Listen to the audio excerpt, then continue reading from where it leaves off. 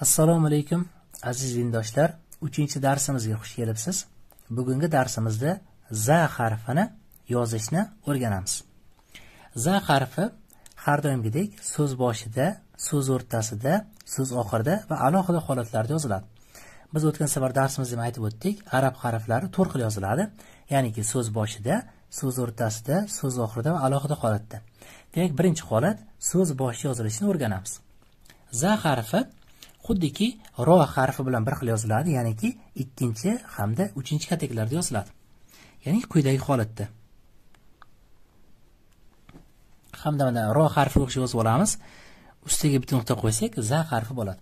Bu so'z boshi yozilish. So'z o'rtasida ham xuddi shu holatda yozamiz. Hamda ustiga bitta nuqta qo'yadigan bo'lsak, mana za harfi bo'ladi. Faqatgina so'z o'rtasida yozganimizda undan oldin ham harf bo'lgani uchun quyidagi cho'pcha orqali bunday ulab qo'yamiz. So'z oxirida ham xuddi shu holatda yoziladi va undan oldin harf bo'lgani uchun bunday cho'pcha bilan ulab qo'yiladi. Usti nuqtasi qolib ketmasin. Ro harfi bilan bir xil yoziladi, faqatgina nuqtasi orqali rodan farq qiladi. Alohida holatda esa alohida holatda ham mana xuddi shu holatda yoziladi. Faqatgina ustida nimasi bo'lar ekan? Nuqtasi bo'lar ekan. Demak, bu so'z boshida yozilishi, bunisi so'z o'rtasida yozilishi, bu so'z oxirida yozilishi hamda alohida holatda yozilishi. Eslatib o'tamiz, mana o'zi hamma holati bir xil. Faqatgina so'z o'rtasida kelganda undan oldin harf bo'lgani uchun hamda oxirida ham undan oldin harf bo'lgani uchun bunday cho'pchalar orqali ulab qo'yiladi. Keyin eslatib o'tamiz, za harfi o'zidan keyingi harfga qo'shilmaydi. Xuddiki roga o'xshab. Ro ham shunaqa edi, o'zidan keyingisiga qo'shilmas. Endilikda kitobdagi so'zlarni bir boshidan boshlab yozamiz. Birinchisi za deb yozilgan ekan. Za ni yozish uchun ikkinchi, uchinchi kategoriyada birinchi z harfini yozib olamiz. Hamda ustiga cho'pcha qo'ysak za bo'ladi. Keyingisi zi ekan. Zi ni yozish uchun ham mana quyidagi holatda yozib olamiz. Hamda tagiga cho'pcha qo'ysak zi bo'ladi.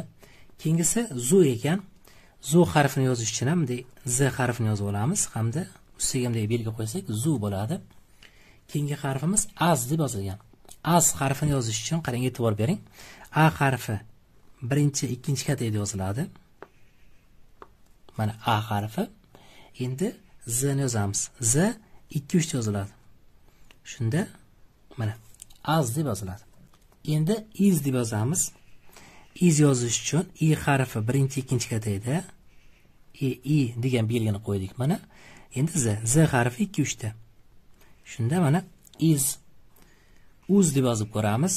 Uz deb yozish uchun ham u harfi birinchi, ikkinchi kategoriyada, z esa 2-3 ta. Shunda uz deb yozdik mana. Endi zar deb yozamiz.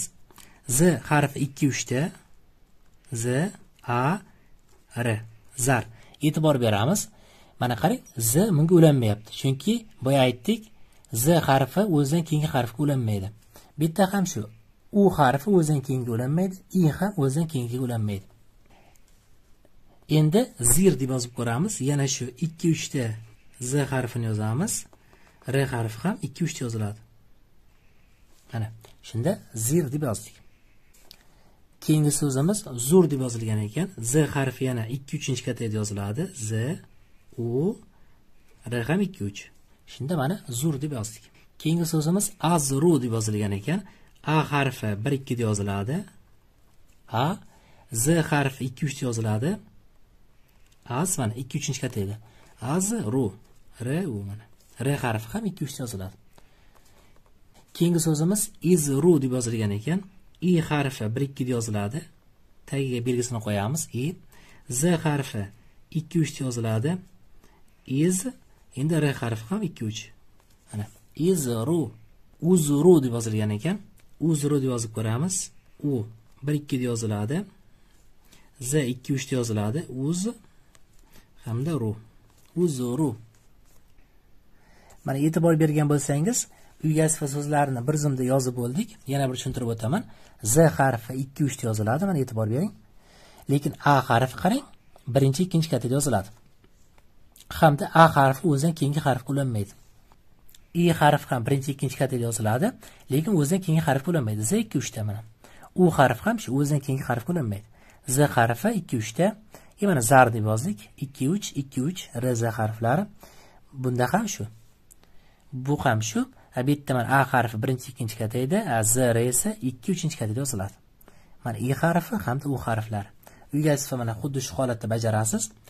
Keyingi darsimizda endi Xudo xohlasa mim harfini to'liq yozib ko'rsatib beraman.